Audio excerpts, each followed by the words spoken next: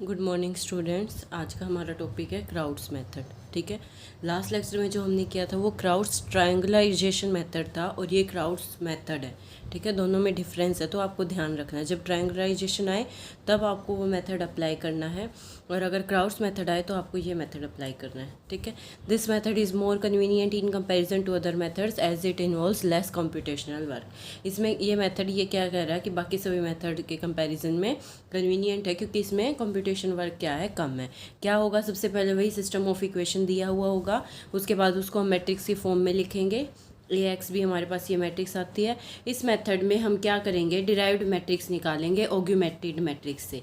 ठीक है, तो ए ऑग्यूमेंटेड बी ये मैट्रिक्स हम कंसीडर करेंगे और इस मैट्रिक्स से हम दूसरी ऑग्यूमेंटेड मैट्रिक्स या कहीं दूसरी डिराइव्ड और ऑक्सिलरी मैट्रिक्स हम निकालेंगे जिसको हम नोटेशन देंगे ए डैश ऑग्यूमेंटेड बी डैश और इसके एलिमेंट को भी हम डैश से डिनोट करेंगे।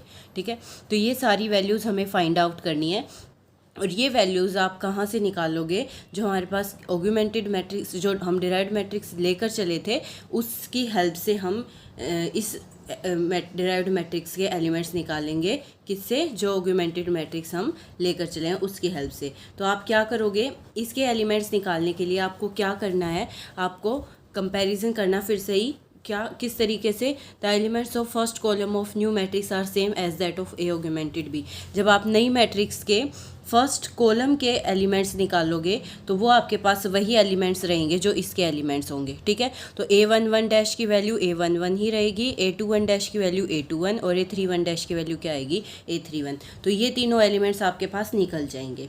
ठीक है, ये निकालने के बाद आप फर्स्ट रो के एलिमेंट्स निकालोगे। फर्स्ट रो के एलिमेंट जब आप निकालोगे तो ये तो आप ऑलरेडी निकाल ही चुके हो, तो इस एलिमेंट को छोड़कर बाकी ये तीन एलिमेंट्स की वैल्यू आप निकालोगे। तो वो निकालने के लिए आप क्या करोगे, for elements of first row except A11 dash, क्योंकि आप वो ऑलरेडी निकाल चुके हो, ये वैल्यूज़ निकालने के लिए, फर्स्ट रो के एलिमेंट्स की वैल्यू निकालने के लिए आप क्या करोगे, जो एक ऑग्यूमेंटेड बी है जिसके एलिमेंट्स हम यूज़ कर रहे हैं उसके फर्स्ट रो के एलिमेंट्स को आप डिवाइड कर दोगे A11 से, फर्स्ट एलिमेंट से डिवाइड कर दोगे। तो आपके पास जो डिराइव्ड मैट्रिक्स है उसके फर्स्ट रो के एलिमेंट्स आ जाएंगे। यानी कि अगर आपको A12 डैश निकालना है तो उसकी वैल्यू आप कैसे निकालोगे, A12 बाय A11। ठीक है, A13 डैश की वैल्यू निकालोगे तो वो किससे निकालोगे, A13 बाय A11। फिर B1 डैश की वैल्यू निकालोगे तो वो निकलेगी B1 बाय A11। तो हमने क्या किया, फर्स्ट रो के एलिमेंट्स को A11 से डिवाइड कर दिया तो हमारे पास ये एलिमेंट्स आ गए। ठीक है, पहले हमने ये तीन एलिमेंट्स निकाले, फिर हमने ये फर्स्ट रो के एलिमेंट्स निकाले। अब उसके बाद इसी तरीके से फिर से सेकंड कॉलम के एलिमेंट्स निकालेंगे। अब ये तो आप निकाल ही चुके हैं, इसको छोड़कर ये दो एलिमेंट बचे सेकंड कॉलम के। तो ये एलिमेंट्स निकालने के लिए आप क्या करोगे, पहले A22 डैश की वैल्यू निकाल रहे हो जैसे, तो A22 डैश की वैल्यूज़ आप कैसे निकालोगे, यहीं से देखिए, इसी का यूज़ कर रहे हैं ना हम। A22 डैश निकालने के लिए आप क्या करोगे, ये एलिमेंट उठाओगे पहले A22 ही। ठीक है, इसमें से माइनस कर दोगे इन दोनों की प्रोडक्ट को। क्लियर है, ठीक है, इन दोनों की प्रोडक्ट मतलब कि जो डैश वाले एलिमेंट्स हैं। अगर मैं यहाँ से बताऊँ तो A22 डैश ये एलिमेंट आप निकाल रहे हो तो ये आप कैसे निकालोगे, A22 माइनस इन दोनों की product A21 dash into A12 dash. ठीक है, डैश वाले एलिमेंट्स की प्रोडक्ट आएगी। इसी तरीके से A32 डैश निकाल रहे हो तो वो कैसे निकालोगे, A32 माइनस इन दोनों एलिमेंट्स की product A31 dash into A1 dash. तो आपके पास क्या होगा, सेकेंड कॉलम के एलिमेंट्स भी आ जाएंगे। ठीक है, अब मैट्रिक्स में आपके पास जो एलिमेंट्स आ चुके हैं वो हमने लिख दिए। अब फिर से सेकंड रो के बचे हुए दो एलिमेंट है वो निकालेंगे। अब ये दोनों एलिमेंट्स आप कैसे निकालोगे, देखिए पहले आप ये एलिमेंट निकाल रहे हो, ये एलिमेंट निकालने का मतलब कि A23 डैश निकाल रहे हो। ठीक है, तो वो भी इसी तरीके से निकालना। क्या करोगे, पहले ये वाला एलिमेंट उठाओगे यानी कि A23 और इसमें से क्या माइनस कर दोगे, इन दो एलिमेंट्स का प्रोडक्ट यानी कि A21 dash into A13 dash. ठीक है, और फिर उसको डिवाइड करना है A22 डैश से। क्लियर है, तो ये आपको ध्यान रखना पड़ेगा ये फॉर्मूला कि आप कैसे निकाल रहे हो वैल्यू। ऐसे ही B2 डैश की वैल्यू निकालोगे तो पहले B2 उठाया, उसमें से माइनस करोगे A21 dash into B1 dash और उसको डिवाइड कर दोगे A22 डैश से। ठीक है, तो इस तरीके से आपके पास सेकंड रो के एलिमेंट्स भी आ जाएंगे। अब एलिमेंट क्या बचा, ये और ये।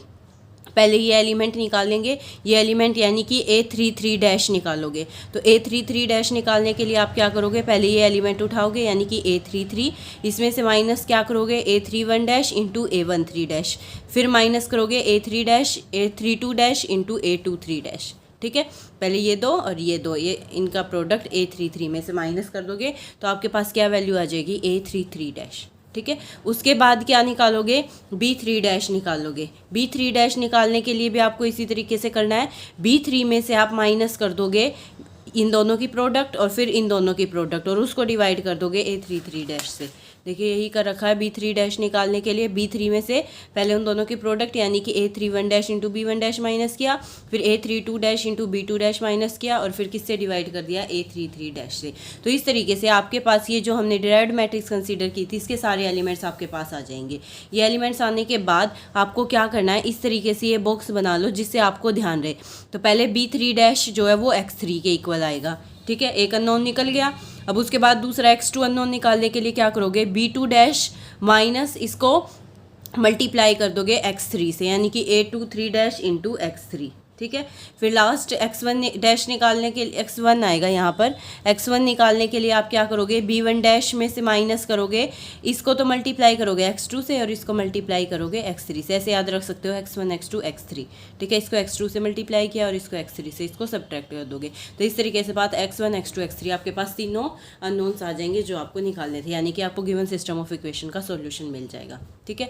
एक क्वेश्चन करके देखते हैं। Solve the following equation by crowds method. बिल्कुल इसी तरीके से आपको अब काम करना है जैसे मैंने आपको मेथड में बताया, बिल्कुल इसी तरीके से। 3 इक्वेशंस दे रखी थी, पहले ए ऑगमेंटेड बी मैट्रिक्स हमने बना ली। इधर तो इसके कोफिशिएंट आएंगे, इधर ये 738 कांस्टेंट आएंगे, ठीक है।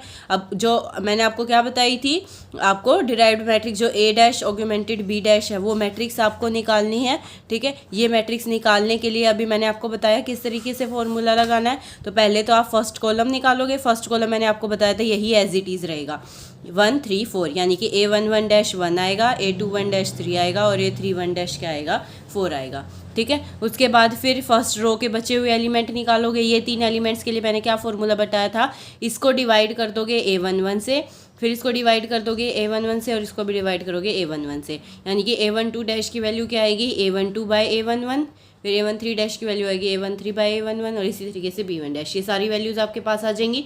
साथ साथ वो एलिमेंट्स लिखते जाओ जो वैल्यू निकल चुकी है। फिर हम क्या करते थे, सेकंड कॉलम के बचे हुए एलिमेंट्स निकालते थे। इनके लिए मैंने आपको फॉर्मूला क्या बताया, A22 जब आप निकाल रहे हो तो क्या करोगे, A22 में से इन दोनों की प्रोडक्ट को माइनस कर दोगे, यानी कि A22 पर क्या है 2 माइनस 3 इंटू 1, ठीक है। तो -1 आ जाएगा इसकी जगह पर। ऐसे ही आपको A32 निकालना है। A32 में से -4 इंटू 1 करना, और A32 पर आप एलिमेंट देख सकते हो, A32 पर क्या है 3 है, तो 3 में से आप माइनस कर दोगे 4 इंटू 1, यानी कि -1 आ जाएगा। ये दोनों एलिमेंट भी आ गए, इनकी जगह पर ये एलिमेंट लिख दोगे। अब सेकेंड रो के बचे हुए एलिमेंट्स निकालने हैं, इसी तरीके से निकालने हैं। जैसे कि A23 निकाल रहे हो तो A23 और इसमें से माइनस कर दोगे क्या, ये इन दोनों की प्रोडक्ट, यानी कि 3 इंटू 2, बट इसमें साथ में डिवाइड करना किससे, A22 से, ठीक है। इसी तरीके से B2 निकालना है। B2 में से 3 इंटू 7 सब्ट्रैक्ट कर दोगे और A22 से डिवाइड कर दोगे, तो आपके पास ये दोनों एलिमेंट्स भी आ जाएंगे। ये भी हमने लिख ले।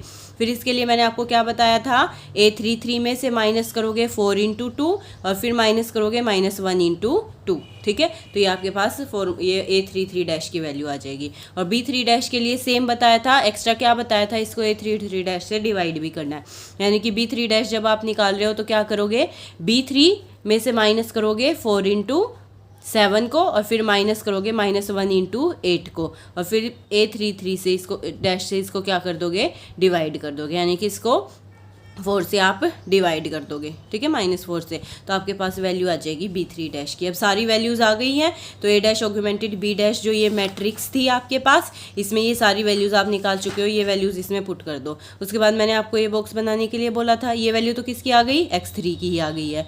X3 यानी कि यहाँ पर X3 की जगह है Z, XYZ है ना, तो X1 X2 X3 की जगह है XYZ। तो ये वैल्यू आपके पास किसकी आ गई है, Z की वैल्यू आ गई है। उसके बाद आप क्या करोगे, Y की वैल्यू निकालोगे। Y की वैल्यू निकालने के लिए आप क्या करोगे, Y is B2 minus 2 into Z, है ना, तो इसका मतलब 2 इंटू 3, तो 8 माइनस 2 इंटू 3 आपके पास Y की वैल्यू भी आ गई। X की वैल्यू के लिए मैंने आपको क्या बताया, 7 माइनस करोगे क्या, 1 इंटू वाई और 2 इंटू जेड। वाई जेड की वैल्यू निकाल चुके हो, वो उसमें पुट कर दो, तो आपके पास एक्स की वैल्यू भी आ जाएगी। एक्स वाई जेड तीनों आ गए, तो यही आपको निकालने थे, तीनों अननोन आ गए, तो आपके पास गिवन सिस्टम ऑफ इक्वेशन का सॉल्यूशन आ गया। किस मेथड से, क्राउड्स मेथड से।